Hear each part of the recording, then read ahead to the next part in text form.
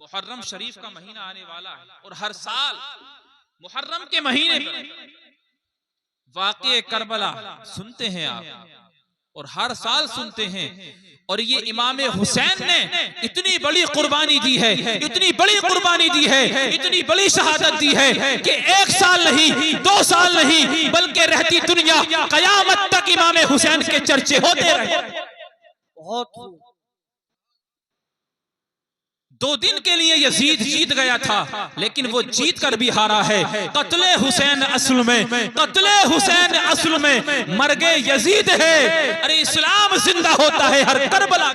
आज हम तक जो इस्लाम आया है और इस्लाम का ये कानून है, इस्लाम की ये तरबियत है, इस्लाम का ये पैगाम है कि इस्लाम ने हमें आज तक यही पैगाम दिया है, यही पैगाम दिया है, यही कुरान ने पैगाम दिया है कि इन्नमल मुमिनूना इख्वा, तमाम मोमिन मुसलमान आपस में भाई भाई हैं। लेकिन ये तो सगे भाई होकर भी आपस में लड़ रहे हैं, सगे भाई होकर भी अल्लाह अकबर एक दूसरे से हसद कर रहे हैं। आओ करबला के मैदान में देखो इमाम हुसैन का क्या किरदार रहा है, इमाम हुसैन के भाइयों का क्या किरदार रहा है, इमाम हुसैन के बेटों का क्या किरदार रहा है। आज अगर हम उस जिंदगी को उठा करके देखें, इमाम हुसैन ने आज हम तक इस्लाम पहुंचाया है। अपने पूरे परिवार को, पूरे खानदान को करबला की तपती हुई रेत पर, करबला के मैदान में अपने पूरे अल्लाह अकबर घराने को राह खुदा में कुर्बान किया है। इतनी बड़ी शहादत दी है, इतनी बड़ी शहादत दी है और ये कहते हुए चले गए हम गुलामाने मोहम्मद हैं, जान देने से नहीं डरते, ये सर रह जाए या कट जाए कुछ परवाह नहीं।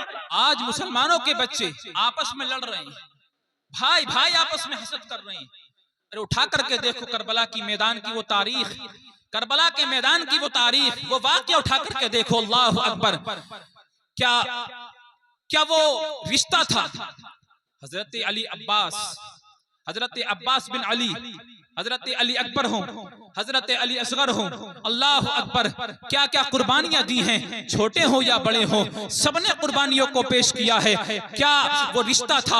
आज हम उन रिश्तों को भूल गए कि जिन रिश्तों ने अल्लाह अकबर हमारे रिश्तों की लाज रखी थी, हम तक ये इस्लाम पहुंचाया था कि जिस इस्लाम का पैगाम ये है माँ का मकाम अलग रखा है, बाप का मकाम अलग रखा है, भाई का मकाम अलग रखा है, बीबी का मकाम अलग रखा है, शोहर का मकाम अलग रखा है। क्या जिंदगी थी अल्लाह अकबर, माँ की क्या जिंदगी थी जब हमारे नबी इस दुनिया में तशरीफ नहीं लाए थे, जब अपनी शरीयत को लेकर नहीं आए थे, जब ये कुरान नाजिल नहीं हुआ था। अल्लाह अकबर, ज़माने जाहिलियत में क्या मामला था, क्या मामला था, बेटी को लेकर क्या नजरिया था। अगर किसी के यहाँ पर बेटी पैदा हो जाती, अल्लाह अकबर, वो मारे शर्म के घर से ना निकलता था, या ये कि उसका गला घोट करके उसको दफन कर दिया करता था। और माँ का क्या मामला था, अल्लाह अकबर, अगर बाप मर जाया करता था और माँ बेवा हो जाया करती थी, तो जिस तरीके से जमीन और जायदाद पर अल्लाह अकबर बेटे कब्जा कर लेते थे, वैसे ही अपनी बाप की बीवी पर कब्जा करके उसे लोडी बना लिया करते थे।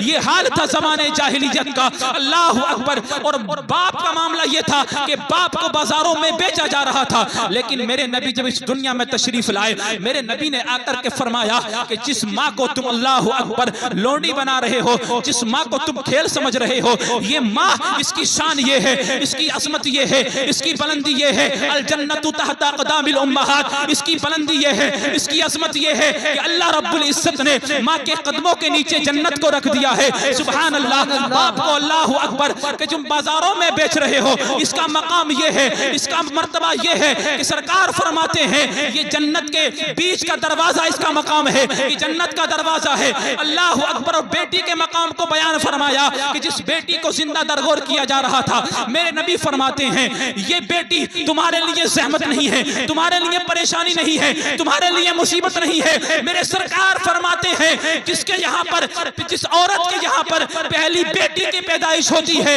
अल्लाह रब्बुल इज्जत को वो कायनात की हर शय से, कायनात की हर चीज से सबसे ज्यादा महबूब हो जाए। बेशक सुभान अल्लाह, सुभान अल्लाह। हमारे नबी ने आकर के बताया ये इस्लाम की तालीम है। आज इस्लाम पर भौंकने वाले, आज कुरान पर भौंकने वाले, आज मुसलमानों पर भौंकने वाले, मैं उनसे कहना चाहूंगा ये इस्लाम इस्लाम सिर्फ इस्लाम नहीं है, बल्कि ये इस्लाम नाम है किरदार मुस्तफ़ा का, इस्लाम नाम है तालीम मुस्तफ़ा का, इस्लाम नाम है अदाए मुस्तफ़ा का, इस्लाम नाम है अल्लाहु अकबर मुस्तफ़ा की बोली का, इस्लाम नाम है अबू बकर सिद्दीक की सदाकत का, इस्लाम नाम है उमर फारूक आजम की अदालत का, इस्लाम नाम है उस्मान गनी की सखावत का, अमा इस्लाम नाम है अली मुश्किल कुशा की शुजाअत का, इस्लाम नाम है इमाम हुसैन की शहादत का। जब इमाम हुसैन ने करबला के मैदान में अपने अल्लाहु अकबर पूरे परिवार के साथ अपनी गर्दन को कटाया था और गर्दन कटाने के बाद भी सर से कुरान की तिलावत जारी थी, कुरान की तिलावत जारी थी। क्या मर्तबा अल्लाह रब्बुल इज्जत ने इमाम हुसैन को दिया है और ये बतला करके गए हैं, ये बतला करके गए हैं, इतना बड़ा एहसान इस्लाम पर छोड़ करके गए हैं, मुसलमानों पर छोड़ करके गए हैं कि इस्लाम था, इस्लाम है, इस्लाम रहेगा, कुरान था, कुरान है, कुरान रहेगा। और हुसैन इब्ने और इस्लाम की गर्दन पर हुसैन इब्ने अली का एहसान था, एहसान है, एहसान रहे। आज वो नौजवान जहां पर डीजे होंगे नाचता हुआ नजर आता है, आज मुस्लिम कौम का नौजवान कि जिसे तो ये होना चाहिए था कि उसकी जुबान पर नाते नबी होती, उसका तरीका ये होता कि सीरत मुस्तफा के मुताबिक अपनी जिंदगी को गुजारता, उसका तरीका तो ये होता कि 5 वक्त की नमाज अदा करता, उसका तरीका तो ये होता कि आज आए दिन जहां जहां देखो मुसलमानों के बच्चे परेशान नजर आ रहे हैं, बेरोजगार नजर आ रहे हैं। कभी वो सोचता, कभी वो फिक्र करता कि मैं किस एतबार से जिंदगी गुजार रहा हूँ, किसके नक्शे कदम पर चलकर जिंदगी गुजार रहा हूँ। अगर वो नौजवान जरा सा भी सोचता तो उसके दिल में ये एहसास होता कि जैसे ही मैं इस्लाम के तरीके से हटा हूँ, जैसे ही मैं शरीयत मुस्तफा के तरीके से हटा हूँ, मेरी जिंदगी में अब खुशहाली नहीं है, मेरी जिंदगी में परेशानियां ही परेशानियां हैं, मेरी जिंदगी में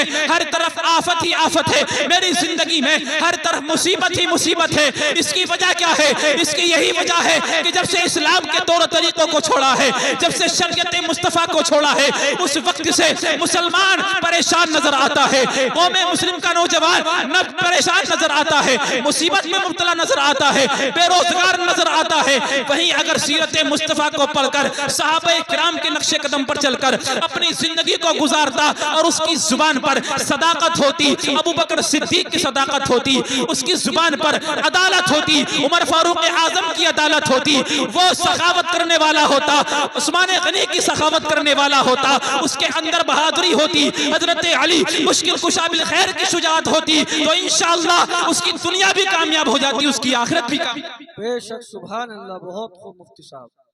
लेकिन आज नौजवान कहां जा रहा है? वालिदैन की तरबियत, अपनी औलाद को लेकर वालिदैन जब बुढ़ापे को पहुंच जाते हैं तो शिकायत करते हैं कि हमारे बच्चे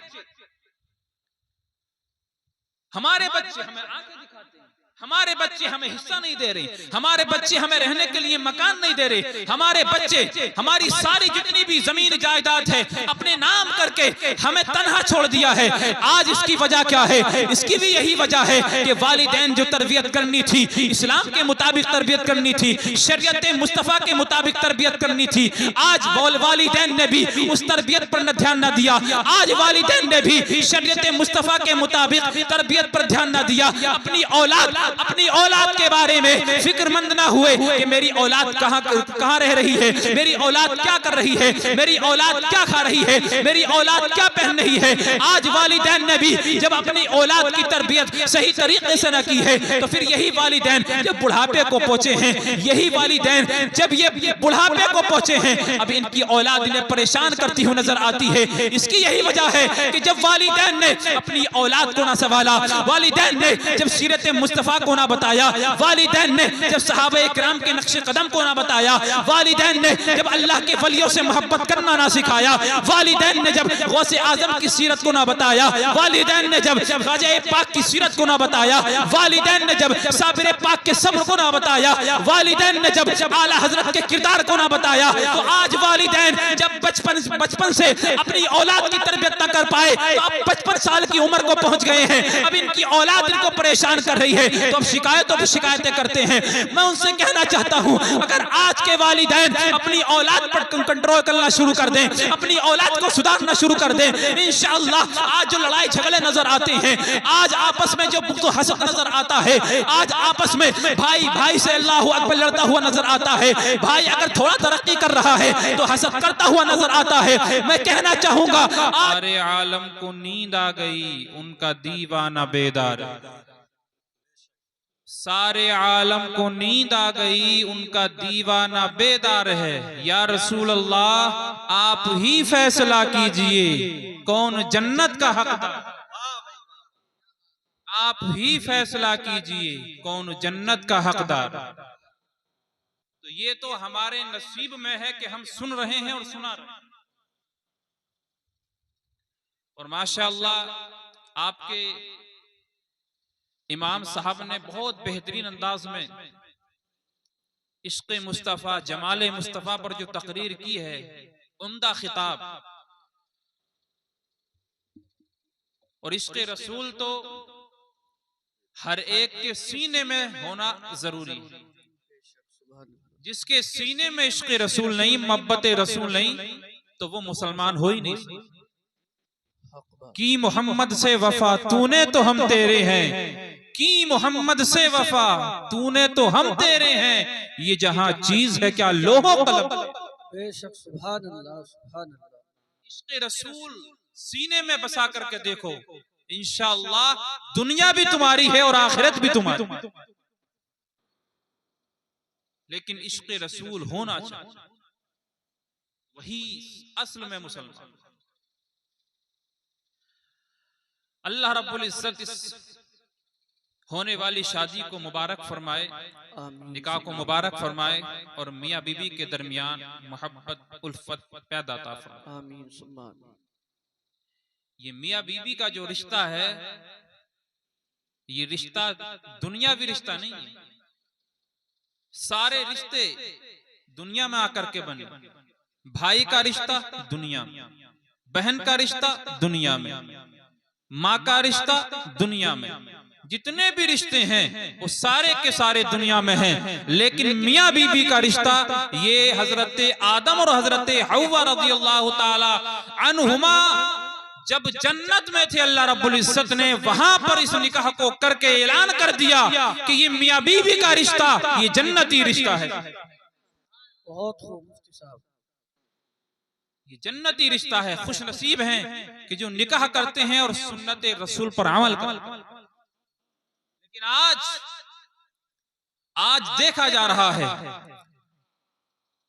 निकाह के नाम पर भी, शादी के नाम पर भी आज हम देखते हैं कि जिसके मकान में, जिसके घर पर अगर डीजे बजाए जाएं, जिसके यहाँ पर डीजों का इंतजाम किया जाए तो पब्लिक भर जाती है, घर भर जाता है, वो महफिल भर जाती है। लेकिन जैसे ही अगर निकाह वाले दिन, शादी वाले दिन अगर मजलिस का प्रोग्राम रख दिया जाए या जलसे का प्रोग्राम रख दिया जाए, तो फिर आप याद रखना कि फिर मुसलमान जो अपने आप को मुसलमान कहने वाले हैं, जो अपने आप को नबी का उम्मती कहने वाले हैं, दूर दूर तक नजर नहीं आते हैं। इसकी क्या वजह है? इसकी एक वजह यह है कि अब जो हम दावा करते हैं कि हमारे दिलों में इश्क़ मुस्तफ़ा है, मोहब्बत मोहम्मद है, मोहब्बत मुस्तफ़ा है, आज हम सिर्फ दावा कर रहे हैं। हमारे सीने, हमारे दिल आज इश्क़ रसूल से खाली होते जा रहे हैं। इसलिए आज जलसा अगर हो रहा है, उसमें खुदा और इसके रसूल का जिक्र हो रहा है, तो लोग आने के लिए तैयार नहीं हैं। और वहीं अगर इस्लाम के खिलाफ,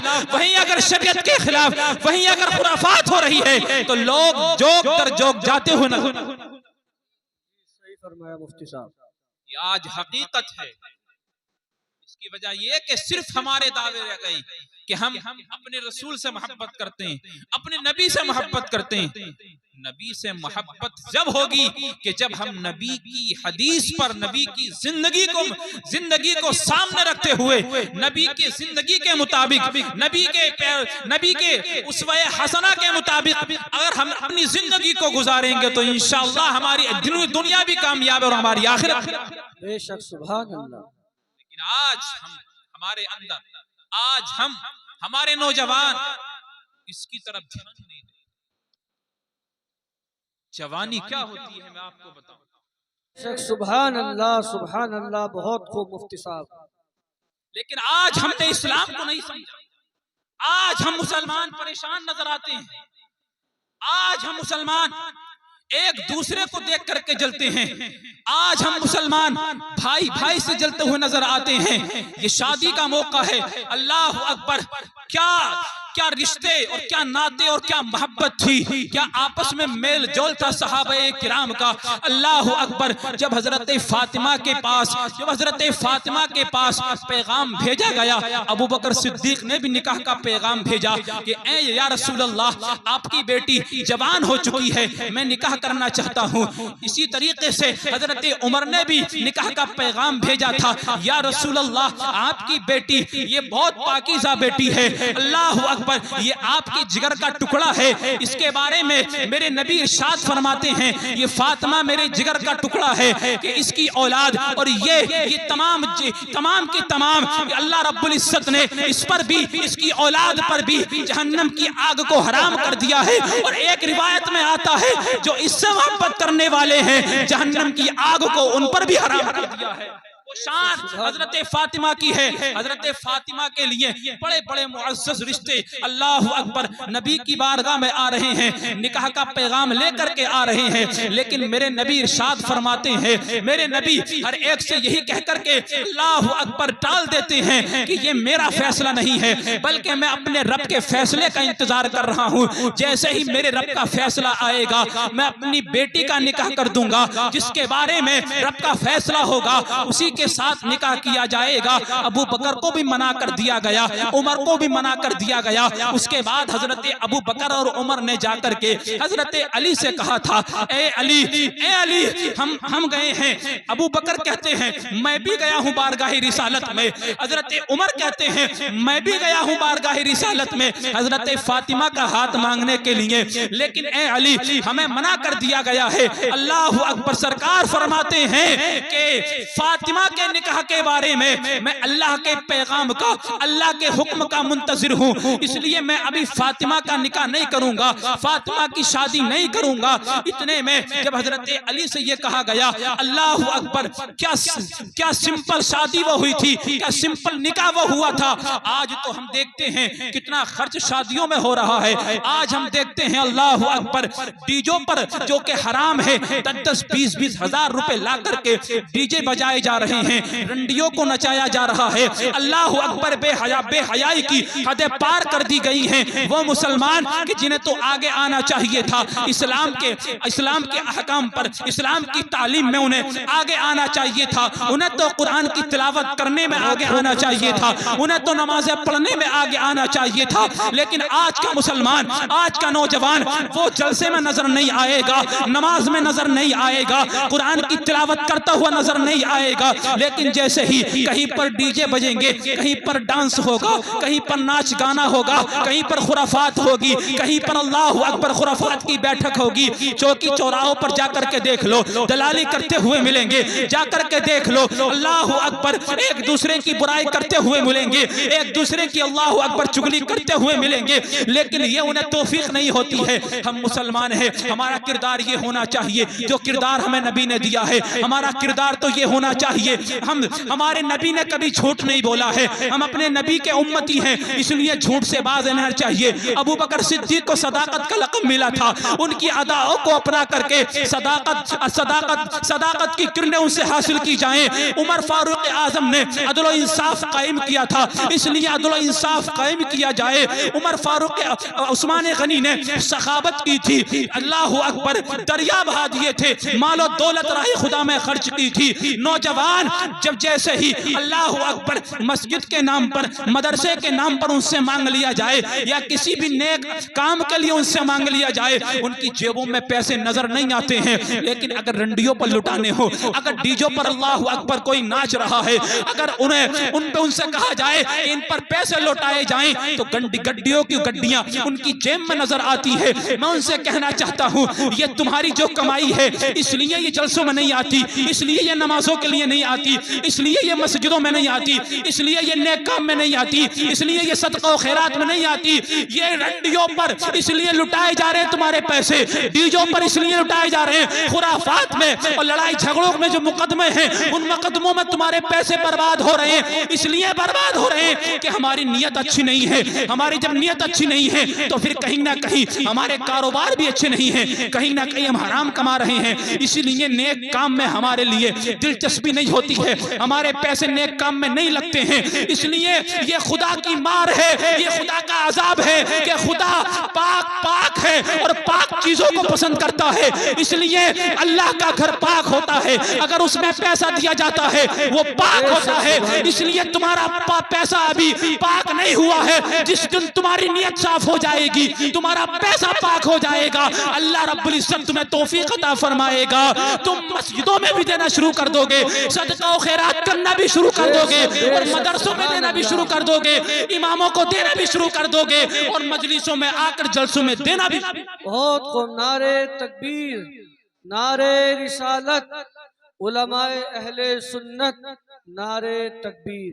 कभी सोचा है हमने हमारे पैसे ऐसे ही कभी मुकदमों में, कभी हराम काम में, कभी नाजायज काम में, कभी डीजो पर। और याद रखो, शादी का मामला है, हमारे भाई बैठे हुए हैं, लेकिन याद रखना ये तो हमारे स्टाफ के हैं, बहुत दिल फेंक होते हैं उलमा, अल्हम्दुलिल्लाह। इन मामलों में जिन मामलों में बात करने के लिए जा, सबसे ज्यादा अगर अमीरी आपको देखनी है मुसलमानों में, मंगनी में देखो, रिश्तों में देखो, जब खाना बनाया जाता खानों में देखो, सबसे ज्यादा अमीरी, सबसे ज्यादा माल लुटाया जाएगा, सबसे ज्यादा पैसा खर्च किया जाएगा, सबसे ज्यादा अच्छे से अच्छे कई तरह के खाने, कई तरह के दस्तरखान सजाए जाएंगे कि हमारे मेहमान रूठ न जाएं, बड़ा अमीर बनेगा। ऐसा महसूस होता है कि इससे ज्यादा पैसा किसी के पास है ही नहीं, इतना खाना बनवाएगा, इतना अल्लाह अकबर, इतने तरीके से दस्तरखान बिछवाएगा। अमीरी आप देखनी है मुसलमानों की तो कपड़े बनाते हुए देखो, आज तो अलग ही रिवाज चला हुआ है, अलग ही रिवाज चला हुआ है, मंगनी के कपड़े अलग। उससे पहले जब देखने के लिए आएंगे तो देखने के लिए कपड़े अलग बन रहे हैं, पूरे घर को कपड़े बन रहे हैं। जब मेहमान रिश्ते के लिए आते हैं उस वक्त अलग कपड़े बन रहे हैं। जब मंगनी चढ़ाने का नंबर आता है, अल्लाह अकबर, पूरे घर का खर्चा कपड़ों का अलग होता है, 20-30 हजार का। इसी तरीके से उसके बाद जब शादी का नंबर आता है तो शादी से पहले 8 दिन पहले से कपड़ों की चेंजिंग शुरू हो जाती है। कोई लाल बना रहा है, कोई पीला बना रहा है हल्दी के नाम पर, कोई गुलाबी बना रहा है। इस तरीके से अल्लाह अकबर लाखों रुपए सिर्फ कपड़ों पर बर्बाद कर रही है ये कौम मुस्लिम। मैं उनसे कहना चाहता हूं, जैसे ही जब नंबर आता है, इमाम साहब जब नफल पढ़ाते हैं तो पैसे अल्लाह अकबर जेबों में नजर नहीं आते हैं। टटोल कर देखता है कि जेब में यार 50 रुपए पड़े कि नहीं पड़े, इमाम साहब को दे दिया जाए। अल्लाह अकबर, खुशी के मौके पर अगर गरीबी देखनी है तो इमाम साहब के पास जाकर के देखेंगे। अल्लाह अकबर, दूल्हा के पास अगर सबसे ज्यादा गरीबी अगर आपको मिलेगी, इमाम साहब को या तो निकाह पढ़ाते हुए मिलेगी, यार इमाम साहब 5000 कैसे चल रहे हैं, फुला जगह तो 3000 चल रहे हैं, निकाह पढ़ाने के 2000 चल रहे हैं, फुला जगह तो 4000 चल रहे हैं। मैं कहना चाहूंगा कि जिस कौम की बेटियों को जूता चुराई पर 10-10 हजार से लेकर के 50-50 हजार तक अल्लाह अकबर यही मुस्लिम कौम देती हुई नजर आ रही हो, और वही कि जो सुन्नत रसूल निकाह है, जो कि एक इबादत है, उस इबादत पर, उस निकाह पर, इमाम के पढ़ाने पर 5000 अगर इमाम ने मांग लिए, 5500 अगर इमाम ने मांग लिए, 6000 अगर इमाम ने मांग लिए, तो फिर अल्लाह अकबर सबसे ज्यादा गरीब अल्लाह अकबर वही बेटे वाला है, सबसे ज्यादा गरीब वही अल्लाह अकबर दूल्हा बन जाता है। कहता है इमाम साहब इससे ज्यादा पैसे हमारे पास नहीं है। मैं कहना चाहूंगा, जब तूने डीजे बजाए थे, उस वक्त जो तूने डीजे तय किए थे, उससे तो बड़ी जल्दी कह रहा था डीजे शानदार होना चाहिए, चाहे 10 की जगह 15 ले लेना, 15 की जगह 20 ले लेना, 20 की जगह 25 ले लेना। मैं उनसे कहना चाहता हूँ ये तुम्हारी कमाई हराम में जा रही है। जो अल्लाह अकबर, आज तुम डीजे बजा रहे हो, बड़ी खुशी से नाच रहे हो, मैं कहना चाहूंगा शादी एक बार आती है, डीजे बजाओगे तुम, मैं कहना चाहूंगा मौत भी एक बार आएगी जब कब्र में जाओगे। आज तुम डीजे बजा रहे हो, कब्र के अंदर जब मुनकर नकीर आएंगे, अल्लाह अकबर, क्या जवाब होगा तुम्हारे पास? क्या जवाब होगा? क्या नेक अमाल तुम लेकर के जाओगे? क्या किस तरीके पर तुम जाओगे? कितने अमल अच्छे करके तुम इस दुनिया से जाओगे? और जब नफ्सी नफ्सी का आलम होगा, एक एक नेकी के लिए लोग तरस रहे होंगे। तुम्हारे पास तो डीजे हैं, तुम्हारे पास तो नाचना गाना था, तुम्हारे स्टेटस तो गानों से भरे हुए थे। अल्लाह अकबर, तुम्हारे रात दिन मोबाइल में अल्लाह अकबर गाने चलते थे, सरकार की नाद नहीं चलती थी। और यहाँ पर एक बात ये कहना चाहूंगा, आज अल्लाह अकबर शादी का दिन है, शादी होते ही मोबाइल दे दिया जाता है, बीबी को मोबाइल दे दिया जाता है, लड़कियों को मोबाइल दे दिया जाता है, बेटियों को मोबाइल दे दिया जाता है। मैं ये कहना चाहता हूँ बेटियों को मोबाइल दे करके उनकी जिंदगी बर्बाद ना करो, बेटियों को मोबाइल दे करके उनकी जिंदगी बर्बाद ना करो, छोटे बच्चों को मोबाइल दे करके उनकी जिंदगी से खिलवाड़ ना करो। ये मोबाइल नहीं है बल्कि ये एक हैकर है, जहन को हैक कर लेता है, पूरी जिंदगी बर्बाद कर देता है, तालीम से अलग कर देता है, तालीम से अलग कर देता है, तरबियत से अलग कर देता है। उसे पता नहीं रहता है मैं क्या कर रहा हूँ। मैं कहना चाहूंगा मोबाइल दे दिया गया है, उसमें सिर्फ सीरियल देखे जा रहे हैं, ड्रामे देखे जा रहे हैं, फिल्में देखी जा रही हैं। मैं कहना चाहता हूं मोबाइल का इस्तेमाल नाजायज तो नहीं है, लेकिन नाजायज काम के लिए नाजायज है। मोबाइल ये यूजलेस भी है, यूजफुल भी है, फायदेमंद भी है, नुकसानदेह भी है। अच्छा इंसान वो है, अक्लमंद इंसान वो है जो मोबाइल जिसके हाथ में हो, तकरीर सुनता हुआ नजर आए, मुस्तफा की नात सुनता हुआ नजर आए, नमाज के मसाइल सीखता हुआ नजर आए, कुरान की तिलावत करता हुआ नजर आए, उलमा की तकरीरें सुनता हुआ नजर आए, अपनी जिंदगी को सवार ले।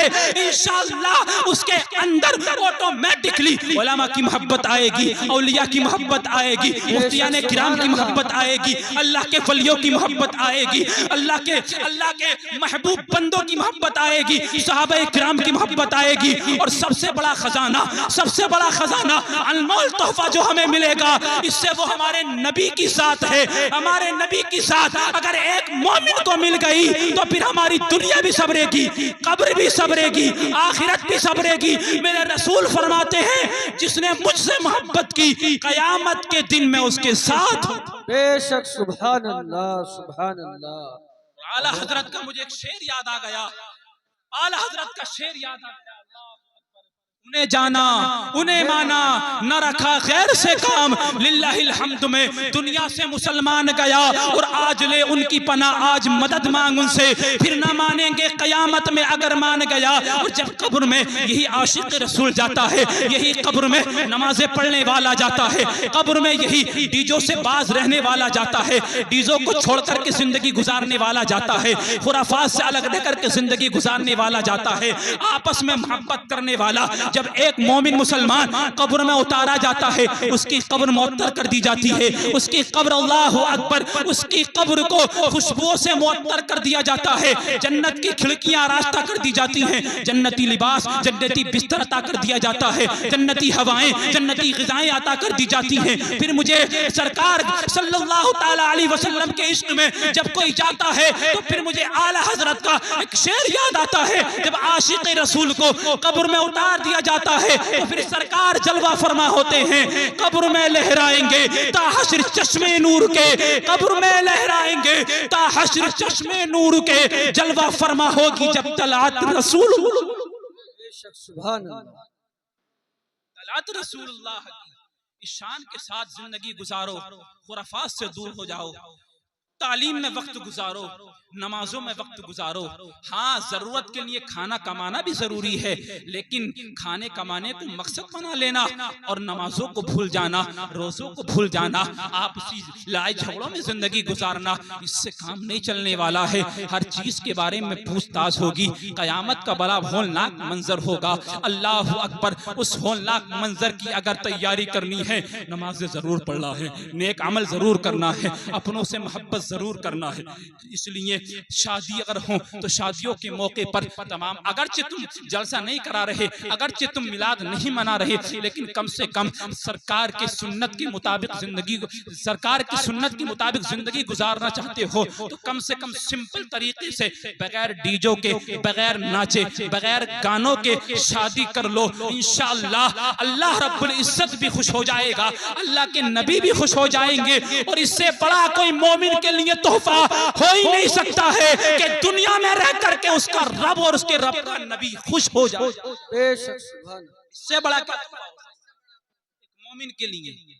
तो अगरचे तुम जलसा नहीं कर रहे शादी के मौके पर तो कम से कम डीजे भी मत बजाओ, नाच गाने भी मत करो, बड़ा होलनाक मंजर होगा, फरिश्ते बड़ी पटकी देंगे कब्र के अंदर।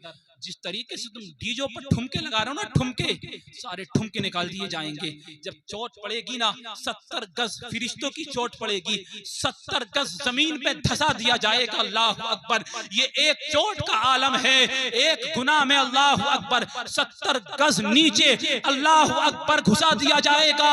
जरा हिसाब तो लगाओ। और एक रकात नमाज जानबूझकर छोड़ने वाले का गुनाह कितना बड़ा गुनाह है, 82 साल तक जहन्नम में जलाया जाएगा। आप अंदाजा नहीं लगाएंगे। हम नमाजों को छोड़ देते हैं, रोजों को छोड़ देते हैं, कितनी बड़ी हम नादानी कर रहे हैं। हमारे पास टाइम है, हमने सुना है, हदीस में आया है, जब जैसे ही अजान होती है, अजान होने पर शैतान भाग जाता है, दूर तक भागता है, आवाज लगाता हुआ, आवाज निकालता हुआ भागता है। जैसे ही अजान हो जाती है फिर वापस पलट करके बंदों को गुमराह करने के लिए ये शैतान से चाल चलता है अपनी। उसके बाद जैसे ही सलात होती है फिर ये भागता है। अल्लाह अकबर। मैं कहना ये चाहता हूँ, कहने का मकसद ये है कि अजानों से शैतान भाग रहा है, लेकिन जैसे ही मस्जिद के पास अगर लड़के बैठे हुए हों, नौजवान अगर आसपास मस्जिद के बैठे हुए हों, जैसे ही अजान होती है तो शैतान तो भागता ही भागता है। अब ये आप देखेंगे, अब शैतान के यही चेले, शैतान के यही गुरु जो कि नौजवान हैं, मुसलमान हैं, मोमिन हैं, नबी का कलमा पढ़ने वाले हैं, अल्लाह अकबर, जैसे ही अगर ये मस्जिद या मदरसे के पास बैठे हुए हैं और अजान हो गई तो अब शैतान से पहले ये शैतान के चेले भागते हुए नजर आते हैं। कहीं ऐसा ना हो आगे आने वाले नमाजी हमें देख ले और हमसे कहने लगे कि आओ बेटा नमाज पढ़ लो। इसलिए ये नमाज अजान होते ही अल्लाह अकबर वहां से फुर हो जाते हैं। मैं ये कहना चाहता हूँ, ये भागना तुम्हारा काम नहीं आएगा, तुम फरिश्तों से नहीं भाग सकते हो। कयामत के दिन, कयामत के होलनाक मंजर से नहीं भाग सकते हो, तुम उस दिन से नहीं भाग सकते हो। वहां पर अल्लाह फरमाएगा, आज कहां भागोगे, कोई तुम्हें बचाने वाला नहीं है। आज जहां जाओगे मेरी मिल्कियत पाओगे। दुनिया में तुमने हकीकी मिल्कियत बहुत इख्तियार की थी। अल्लाह अकबर, एक मर्तबा मौत आती है, उसके बाद कितना ही रो लेना, कितना ही गिड़गिड़ा लेना, अगर एक बार मौत आ गई कभी दुनिया में आना मुयस्सर ना होगा। कभी भी कितनी भी आरज़ू, तुम कितना भी गिड़गिड़ाओगे, कितना भी रोओगे खुदा की बारगाह में, लेकिन तुम्हें वापस नहीं भेजा जाएगा। इसलिए मैं ये कहना चाहता हूँ, जिंदगी ये दी गई है तो जिंदगी को जरूरत के साथ साथ अल्लाह और उसके रसूल की रजा के लिए भी जीना शुरू करो। आखिरी पैगाम, टाइम काफी हो गया है, आखिरी पैगाम बस यही है, और इसका सुधार जो हमें करना है वो अपने बच्चों से करो। अपने बच्चों को तालीम हासिल कराओ, उन्हें उनकी तरबियत अच्छी करो। बेशक माँ बाप शिकायत करते हैं और करनी भी चाहिए, क्योंकि सब कुछ माँ बाप के जरिए से। आज माशाअल्लाह हमारे भाई दूल्हा बने, ये दूल्हा बनने के लिए तैयार है, कल को दूल्हा बनेंगे। इन्हें इनके माँ बाप ने पाला है, पोसा है, इतना बड़ा किया है, इनके लिए घर बना करके दिया, जमीनें लेकर के दी। ऐसे ही हर औलाद के लिए बाप करता है, और बाप एक ऐसी हस्ती है अपनी हस्ती को मिटा देता है अपनी औलाद की हस्ती बनाने के लिए। वो धूप नहीं देखता, वो दिन नहीं देखता, वो तकलीफ नहीं देखता, वो जाड़ा नहीं देखता, वो परेशानी नहीं देखता, वो साया नहीं ढूंढता है, अपने बच्चों के लिए, अपने बच्चों के लिए साये का इंतजाम करते करते वो कभी साया या कभी छाया में नहीं आता है। वो कभी अल्लाह अकबर बरसात का मौसम ना देखता है, मजदूरी करने निकलता है, वो धूप नहीं देखता है, वो कमाने के लिए निकलता है बच्चों के लिए। बच्चों के अल्लाह अकबर मुंह में निवाला आ जाए, घर वालों के मुंह में निवाला आ जाए, इसलिए वो किसी भी मौसम का ख्याल नहीं करता है। बाप की तो ये शान है। किसी शायर ने क्या खूब कहा था, धूप कैसी भी हो साया नहीं खोने देता, धूप कैसी भी हो साया नहीं खोने देता, रात कैसी भी हो बेबस नहीं होने देता। अमा बेच के अपना लहू, बेच के अपना लहू, चाहे वो रोटी लाए, अमा औलाद को बाप कभी भूखा नहीं सोने देता, कभी सोने देता। ये शान होती है माँ बाप की। और माँ की अजमत को सलाम, माँ की रिफत को सलाम, माँ की बुलंदी को सलाम। मेरे नबी ने फरमाया माँ का मकाम जो रखा है वो बाप से 3 दर्जे बड़ा रखा है, क्योंकि वो 9 महीने पेट में रखती है। एक मरहला ये, उसके बाद बच्चे की पैदाइश में कितना दर्द होता, कितनी तकलीफ होती, उसके बाद जब बचपन में उसकी गंदगी साफ करती है। आज नौजवान जो चंद पैसे कमाना शुरू कर देते, माँ बाप को आंखें दिखाते हैं, उन्हें एहसास नहीं है उंगली किसने पकड़ना, हमें पकड़ के हमें उंगली पकड़ के हमें चलना किसने सिखाया था, हमें बोलना किसने सिखाया था, हमें खाना किसने सिखाया था, हमें बैठना किसने सिखाया था। हमारी बोली ये जो आज हम बोल रहे हैं, इसका लहजा, इसका तौर तरीका किसने सिखाया था। जब हम टॉयलेट कर देते थे, उस टॉयलेट को कौन धोता था। हम जब पेशाब कर देते थे और वो मौसम सर्दियों का मौसम हुआ करता था, तो अपने सीने पे बिठा करके, अपने सीने पे लिटा करके बच्चे को अल्लाह अकबर बचपन में माँ लिटाती थी और उस बिस्तर पर पेशाब किए हुए माँ लेट जाया करती थी। लेकिन आज औलाद जब बड़ी हो गई तो माँ बाप को आंखें दिखाती है। माँ की खिदमत करना शुरू कर दो, माँ के साथ अच्छा हुस्ने सलूक कर दो, इंशाअल्लाह तुम्हारी जिंदगी बदल जाएगी। माँ बाप राजी हो गए, तुम्हें जन्नत में जाने से कोई चीज नहीं रोक सकती है, क्योंकि माँ की रजा में, माँ बाप की रजा में खुदा और उसके रसूल की रजा है, और खुदा उसकी रसूल की रजा में जन्नत मिल जाती है। इसलिए माँ बाप को राजी रखो। माँ की दुआओं से अल्लाह अकबर मुकद्दर बन जाया करते हैं, नसीबे बन जाया करते हैं। माँ जब हाथ उठाती है दुआ के लिए, अल्लाह अकबर, अल्लाह रब्बुल इज्जत का अर्शे आज़म हिल जाता है, अर्शे इलाही हिलने लगता है। माँ की दुआ फौरन कबूल कर ली जाती है औलाद के हक में। इसीलिए तो किसी शायर ने क्या खूब कहा था, हमारे कुछ गुनाहों की सजा भी साथ चलती है, अब हम तन्हा नहीं चलते, दवा भी साथ चलती है, अभी जिंदा है माँ मेरी, मुझे कुछ भी नहीं होगा, मैं जब घर से निकलता हूँ दुआ भी साथ चलती है।